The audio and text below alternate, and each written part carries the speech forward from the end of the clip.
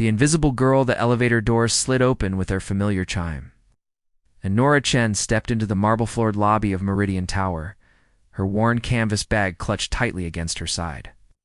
The towering glass building housed the headquarters of Vogue and Vision, one of Manhattan's most prestigious fashion magazines, where she worked as a junior graphic designer, tucked away in a cramped corner cubicle on the 15th floor.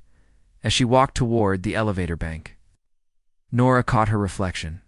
In the polished walls, her straight black hair was pulled back in a simple ponytail, and she wore her usual uniform, a navy cardigan, dark jeans, and comfortable flats. Nothing about her appearance would turn heads or spark conversations, which was exactly how she preferred it. In a world of 6-inch heels and designer handbags, Nora moved like a shadow through the gleaming corridors. "Look, it's little mouse girl," came a sharp voice behind her. Nora's shoulders tensed as she recognized the perfectly manicured tone of Victoria Sterling, the magazine's head fashion editor. Victoria emerged from the executive elevator wearing a cream silk blazer that probably cost more than Nora's monthly rent. Her platinum blonde hair swept into an elegant chignon that showcased diamond earrings, catching the morning light. "I swear, Nora, do you shop exclusively in the clearance section?" Victoria continued, her entourage of assistant editors giggling on cue. "I mean, we work at a fashion magazine. You could at least try to look the part."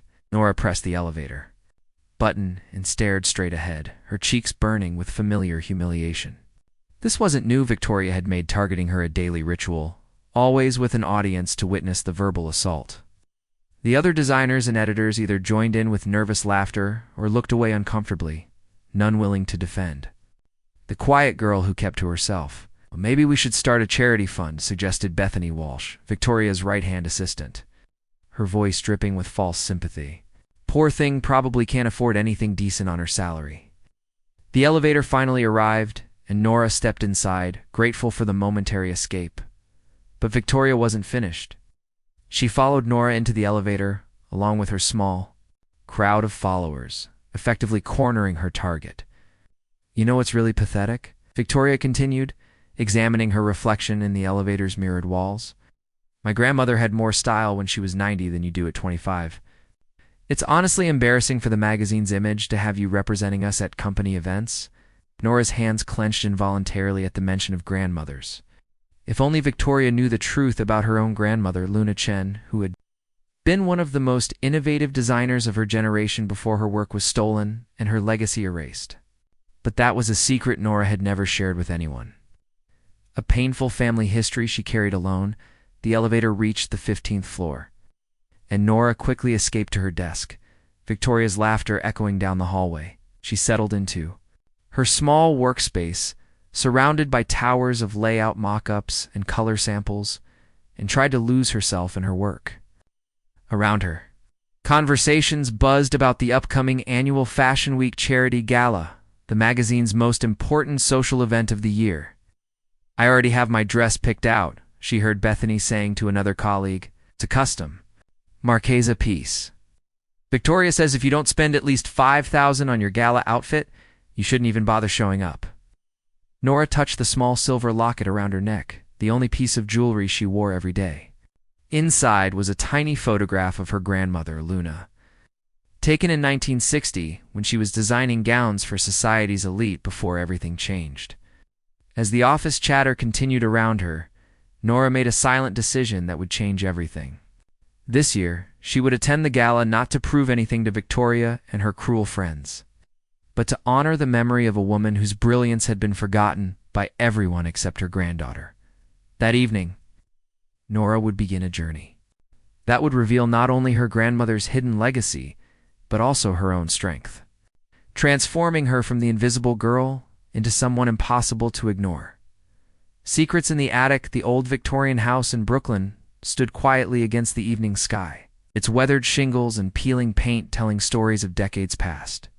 Nora climbed the familiar front steps, fishing her keys from her bag as she approached the door her grandmother had walked through countless times. She had inherited the house 2 years ago when Luna passed away, but work kept her so busy that she rarely had time to explore its many corners and hidden spaces. Tonight felt different. Victoria's cruel words about grandmothers had awakened something. Inside her, a need to connect with Luna's memory in a way she hadn't before. After a simple dinner of leftover takeout, Nora found herself climbing the narrow stairs to the third floor, toward the attic she had avoided since childhood. The wooden steps creaked under her weight as she ascended, dust motes dancing in the beam of her flashlight. The attic door, painted white decades ago, now showed chips and scratches that spoke of time's passage. When she pushed it open, the scent of old fabric and cedar storage hit her immediately, along with something else, the faint trace of her grandmother's favorite jasmine perfume that seemed to linger even after all these years. Cardboard boxes lined the walls, labeled in Luna's careful handwriting, fabric samples, 1962, patterned sketches, client photos. Nora's heart began racing as she realized what she had stumbled upon. She had known her grandmother worked in fashion before immigrating to America, but Luna had always been vague about the details, deflecting questions with stories about other family members or changes of subject. With trembling hands, Nora opened. The first box marked sketches 1958 to 1965. Inside, wrapped carefully in tissue paper, were dozens of design drawings that took her breath away.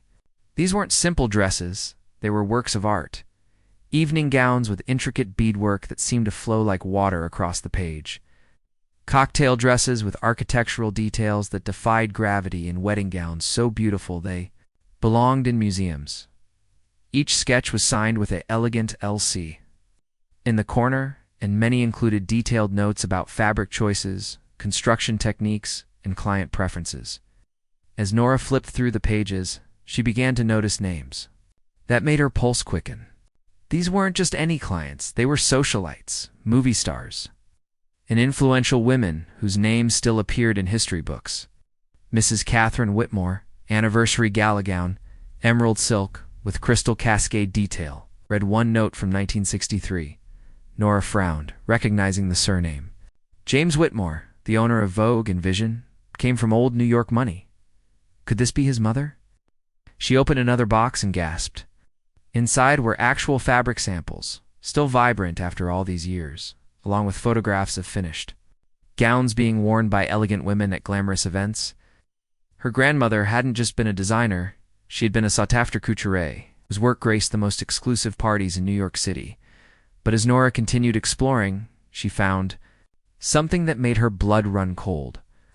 In a manila folder marked legal documents, she discovered correspondence between Luna and various clients, followed by increasingly desperate letters from lawyers. The story that emerged was heartbreaking and infuriating. In 1965, Luna's business partner, a man named Richard Ashford, had systematically stolen her designs and claimed them as his own. When Luna tried to fight back, he used her immigrant status and limited English against her, convincing clients that she was merely a seamstress who had been copying his original work. The legal battle had drained Luna's savings and destroyed her reputation overnight. My designs, my heart, stolen like a thief in the night, Luna had written in one letter to her sister. But I will not let them break my spirit. Someday the truth will shine bright again. Nora sank to the dusty attic floor, tears streaming down her face as she held her grandmother's dreams in her hands. All those years when Luna had worked as a simple alteration specialist in a small shop, taking in hems and fixing torn seams, she had been a fallen queen of fashion. Too proud to speak of her lost kingdom, but too strong to completely abandon her craft. At the bottom of the largest box, Nora found something that made her heart stop entirely. Wrapped in layers of silk tissue was an unfinished gown in the most exquisite shade of midnight blue she had ever seen. The bodice was partially beaded with what looked like tiny stars, and the flowing skirt seemed to contain an entire galaxy. In its fabric, pinned to it, was a note in Luna's handwriting, "For my granddaughter, when she is ready to shine." Dora held the dress against her body and looked at her reflection in an old mirror propped against the attic wall. Even unfinished, the gown transformed her completely. This was more than a dress, it was Luna's final gift. Her way of passing the torch to the next generation. As midnight approached in the quiet attic, surrounded by her grandmother's legacy, and holding a dress that contained decades of dreams, Nora made a decision that would change her life forever. She would finish Luna's masterpiece and wear it to the Fashion Week gala. Not as a way to compete with Victoria's cruelty, but as a tribute to a brilliant woman whose light had been dimmed but never extinguished. The invisible girl was about to become impossible to ignore. The transformation for 3 weeks, Nora's evenings disappeared into her grandmother's attic. After enduring another day of Victoria's casual cruelty and the magazine's relentless demands, she would rush home to Brooklyn and climb those creaking stairs, where Luna's unfinished masterpiece waited like a patient friend. The midnight blue gown was more complex than anything Nora had ever attempted. Each tiny bead had to be sewn by hand in Luna's intricate starburst pattern, and the delicate silk required a level of precision that left Nora's fingers raw and aching. She studied her grandmother's detailed sketches, deciphering notes written in a mixture of English and Mandarin, learning techniques that had been passed down through generations of Chinese seamstresses. The beading must flow like water, each star connecting to create constellation, Luna had written in one margin. Nora squinted at the faded ink by lamplight, carefully threading each crystal bead to match the pattern. Some nights she worked until dawn, surviving on coffee and determination. Her small apartment forgotten as she lost herself in the meditative rhythm of needle and thread. Marcus Rivera, her only real friend at the magazine and a talented photographer, had noticed her exhaustion during their lunch breaks. "You look like you haven't slept in weeks, Nora. What's going on?" She had sworn herself to secrecy about the project, but Marcus had been kind to her since her first day at Vogue and Vision, never joining in Victoria's mockery and often defending her when others weren't looking. "I'm working on something special," she finally admitted. "For the gala." His dark eyes widened with surprise. "You're going? It's amazing. Victoria's going to hate that?" Paused, studying her face. "You know I do freelance styling work, right? Hair, makeup, the whole thing. If you need help." The night of the gala arrived, with unexpected spring rain that turned Manhattan's streets into rivers of reflected light. Nora stood in her grandmother's bedroom, which she had converted into a makeshift dressing room, staring at her reflection in Luna's antique vanity mirror. The completed gown exceeded even her wildest dreams. The midnight blue silk seemed to contain actual starlight, and Luna's beading pattern created the illusion of a galaxy swirling around Nora's body. The dress fit perfectly, as if Luna had designed it specifically for her granddaughter's measurements decades before her birth. The flowing skirt moved like liquid night, and the fitted bodice gave Nora an elegance she had never imagined she possessed. Marcus arrived exactly at 6, carrying a professional makeup kit and his camera equipment. "Holy hell, Nora," he breathed when she opened the door. "Did you make that dress?" "My grandmother designed it," she said quietly. "I just finished what she started." For the next 2 hours, Marcus worked his magic. He swept Nora's long black hair into an elegant updo that Luna herself might have worn, leaving a few soft tendrils to frame her face. The makeup was subtle, but transformative, highlighting her dark eyes with smoky shadows that made them mysterious and deep, and giving her lips a classic rose tint that complemented the dress perfectly. "Your grandmother had incredible taste," Marcus murmured as he made final adjustments. "This dress is museum quality." "Where did she learn to design like this?" Nora touched Luna's silver locket at her throat, now the perfect complement to her evening look. "She never got to tell her whole story," she said, "but maybe tonight her work will speak for itself." The limousine Marcus had insisted on renting pulled up outside at 8 sharp. As they drove through the glittering streets toward the Plaza Hotel, where the gala was being held, Nora felt a strange calm settle over her.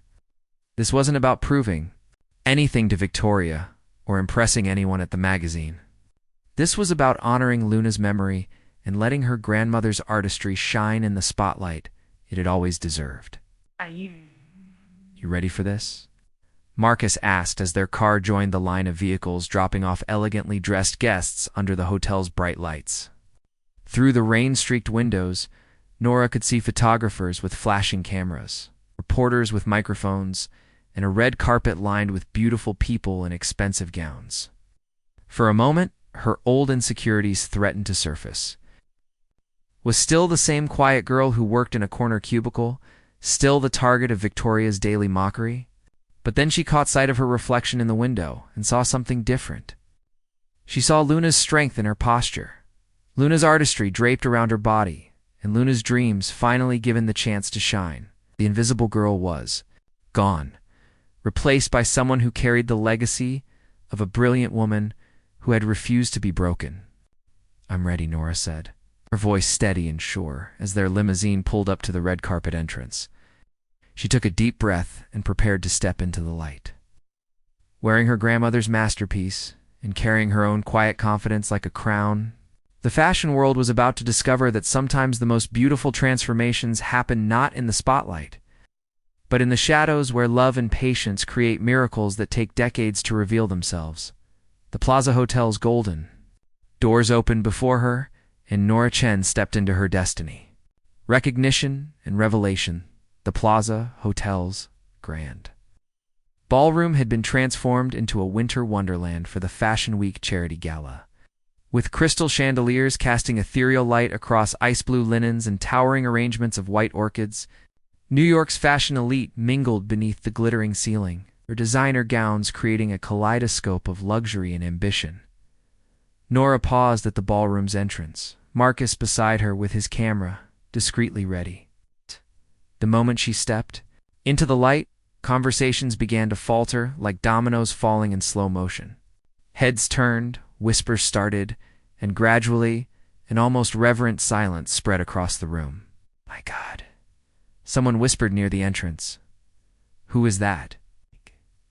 The midnight blue gown seemed to capture and reflect the ballroom's light, creating the illusion that Nora was wearing liquid starlight. Luna's intricate beadwork caught every flash from the photographers who had begun to notice the stunning newcomer, and the dress's elegant lines transformed the quiet, graphic designer into something ethereal and unforgettable. Victoria Sterling, resplendent in a crimson Valentino gown that had cost more than most people's cars, stood frozen near the champagne station. Her perfectly glossed mouth had fallen slightly open, and for the first time in years, she seemed completely speechless. Bethany Walsh clutched her mentor's arm, equally stunned by the transformation of the woman they had spent months mocking. "That can't be Little Mouse Girl," Bethany stammered, her voice barely audible above the orchestra.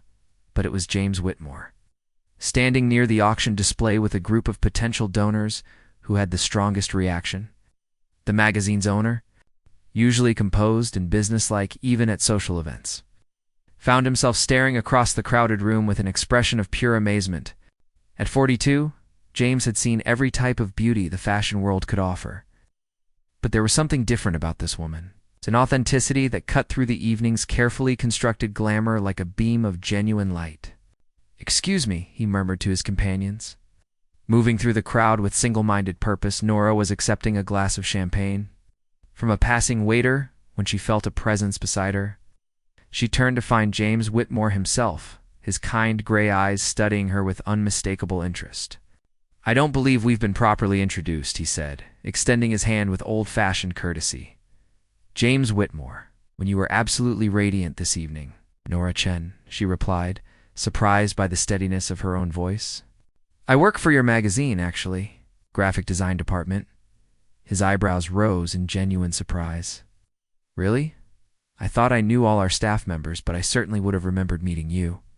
His gaze moved to her dress with obvious appreciation. "This gown is extraordinary. Craftsmanship is museum quality. May I ask who designed it?" For a moment, Nora hesitated. Then Luna's memory gave her courage. "My grandmother, Luna Chen. She was a couturier in New York during the 1960s, before—" She paused, choosing her words carefully. "Before circumstances forced her to change careers." James's expression shifted, becoming more intense. "Luna Chen," he repeated slowly. "My God, you're Luna Chen's granddaughter." Nora's surprised. "Nod," he continued. "Your grandmother designed my mother's wedding dress in 1962 and her anniversary gown in 1963. My mother spoke of Luna Chen for decades. She always said Luna was the most talented designer she'd ever worked with, but that she'd disappeared from the fashion world mysteriously. She didn't disappear, Nora said quietly, feeling a familiar anger rise in her chest. She was driven out. Her business partner stole her designs and used her immigrant status against her when she tried to fight back. Richard Ashford destroyed her reputation and took credit for her work. The name hit James like a physical blow. Richard Ashford, he said grimly. That bastard tried to court my mother in the late 60s, after my father died. She saw right through him, said he was a fraud who couldn't design his way out of a paper bag. He looked at Nora with new understanding. Your grandmother's disappearance makes sense now. Ashford had connections, money, and no scruples about destroying anyone who threatened his stolen empire. Across the room, Victoria had finally recovered enough to approach them, her face a mask of barely controlled fury. She arrived just as James was saying, Your grandmother's legacy deserves recognition. That dress you're wearing is a masterpiece. Oh. How precious, Victoria interrupted with venom-laced sweetness. Little Nora is playing dress-up in vintage clothing. James, darling, you shouldn't encourage the help to get above their station. The casual cruelty of the comment hung in the air like poison, but instead of the usual embarrassment, Nora felt a calm strength flow through her. Luna's dress seemed to armor her against Victoria's spite. Actually, James said, his voice turning, I was just learning about some fascinating fashion history. It seems, Victoria, that your knowledge of design might not be as comprehensive as you claim. He turned to Nora with a meaningful look. Would you mind if I shared something? I discovered recently about some suspicious similarities between various designers' portfolios. Victoria's face went pale beneath her perfectly applied makeup. Unknown to most of the staff, James had been quietly investigating concerns about plagiarism in the magazine's editorial content. Victoria's pattern of borrowing ideas from lesser-known designers had not gone unnoticed. I'm sure I don't know what you mean, Victoria said, but her voice had lost its usual confidence. I'm sure you don't, James replied with a smile that didn't reach his eyes. We'll discuss it in my office Monday morning. He turned back to Nora, his expression warming immediately. But tonight is about celebration. Miss Chen, would you honor me with a dance? I'd love to hear more about your grandmother's work. As James led her onto the dance floor, Nora caught sight of Marcus grinning from ear to ear as he captured the moment with his camera. Victoria stood frozen by the champagne table. Her evening of triumph transformed into the beginning of her downfall. In James's arms, moving to the orchestra's gentle waltz, Nora finally understood what Luna had meant in her note about being ready. To shine. This wasn't about revenge or proving anyone wrong. It was about truth finally rising to the surface. And talent being recognized regardless of where it came from or how long it had been hidden. Luna's dress swirled around them like liquid starlight, and for the first time in her life, Nora Chen felt truly visible. A new beginning spring. Sunshine streamed through the floor-to-ceiling windows of the executive conference room on the 30th floor of Meridian Tower, casting golden light across the polished mahogany table where Nora's design portfolio lay open. 6 months had passed since the charity gala, and the quiet girl who had once hidden in a corner cubicle now sat across from James Whitmore as an equal, discussing the future of what would soon become the Luna Chen design division of Vogue and Vision. The response to your grandmother's retrospective exhibition has been unprecedented, James said, reviewing the latest attendance figures from the museum show that had opened 3 months earlier. Fashion historians are calling it one of the most important rediscoveries of the decade. 3 major fashion schools want to acquire her sketches for their permanent collections. Nora smiled, touching the familiar silver locket at her throat. The exhibition, titled Luna Chen, the lost star of American couture, had vindicated her grandmother's legacy beyond her wildest dreams. Fashion Week had featured a tribute show where contemporary designers created modern interpretations of Luna's vintage sketches. The midnight blue gown Nora had worn to the gala was now the centerpiece of the Metropolitan Museum's costume collection. More importantly, James continued, his gray eyes warm with affection, your own designs are generating serious buzz. That sustainable evening wear collection you sketched last month? I've already had calls from 3 department store buyers.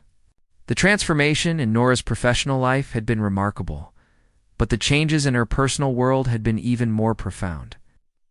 After Victoria's dismissal for plagiarism and workplace harassment, The toxic atmosphere at the magazine had lifted like fog burning off in sunlight. Nora had moved from her tiny cubicle to a bright corner office on the 28th floor, where she now led a team of young designers who shared her vision of honoring fashion's past while creating sustainable futures. "There's something else I wanted to discuss," James said, his tone shifting slightly.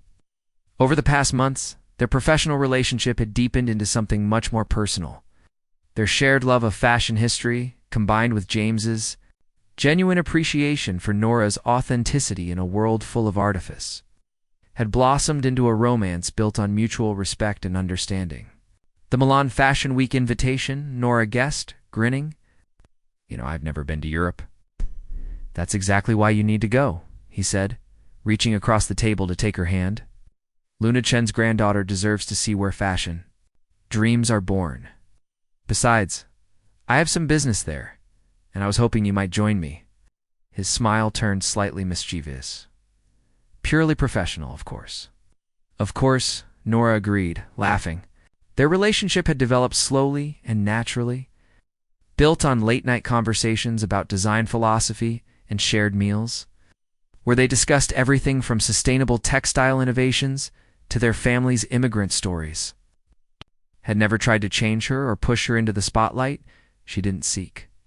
Instead, he had simply created space for her talents to flourish. A knock on the conference room door interrupted them. Marcus poked his head inside. "Sorry to interrupt, but, Nora, you have a visitor." "She says she's from the Smithsonian's textile collection?" Dr. Patricia Wong from the Smithsonian entered with barely contained excitement, carrying a carefully wrapped package. "Hope you don't mind the surprise visit, but we've just completed the authentication process on your grandmother's remaining pieces. What we've discovered is truly extraordinary." She unwrapped a delicate 1964 cocktail dress in seafoam green, its beadwork creating an abstract pattern that seemed to move in the light. "This piece alone demonstrates techniques that weren't supposed to exist in American fashion until the 1970s. Your grandmother was at least a decade ahead of her time in combining traditional Chinese embroidery methods with Western silhouettes." Nora studied the dress with wonder, imagining Luna's careful hands creating each tiny bead placement. "She never talked about her work," she said softly. "I think losing everything hurt too much."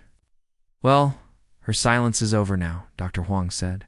"Firmly, we want to feature her work in our upcoming exhibition on immigrant contributions to American fashion. Luna Chen's story represents thousands of talented individuals whose contributions were erased or stolen, but whose artistry deserves recognition." As Dr. Huang carefully rewrapped the dress and prepared to leave, James squeezed Nora's hand gently. "Your grandmother would be proud," he said, "not just of the recognition, but of what you've built from her foundation." That evening, Nora stood in Luna's old attic, now converted into her personal design studio. Sketches for her new collection covered every surface, and Luna's sewing machine had been restored to perfect working condition. The space that had once held secrets now burst with creative energy and future possibilities. Marcus had stopped by, with prints from a photo shoot featuring emerging designers, including several shots of Nora at work. He said, studying a picture of her hand beating a gown with the same concentration Luna must have once shown, "You look exactly like her when you're designing. Same focus, same passion." "I hope I have her strength too," Nora said, holding up a sketch for a wedding dress that combined Luna's classical elegance with modern sustainable materials. "She survived having her dreams stolen and still kept creating. That's the real legacy she left me." As night fell over Brooklyn, Nora sat at Luna's restored vanity, brushing her hair before bed. In the mirror, she could see the girl she used to be, quiet, invisible, afraid of taking up space. But she could also see the woman she had become. Confident, creative, and unashamed of her authentic self. Her phone buzzed with a text from James. "Dinner tomorrow? I want to hear more about your ideas for the Milan show. Maybe we can talk about that other project we discussed. ... Nora smiled, knowing he was referring to their secret plan to establish a scholarship fund for young designers from immigrant families, ensuring that talented artists like Luna would never again have their dreams stolen or their voices silenced. Outside her window, the lights of Manhattan twinkled like the beads on Luna's dresses, and Nora Chen fell asleep knowing that some transformations take decades to complete, but when they finally bloom, they illuminate not just the present, but honor the past and inspire the future. The invisible girl had not just found her voice, she had become the bridge between her grandmother's stolen dreams and a new generation of creators who would never have to hide their light again.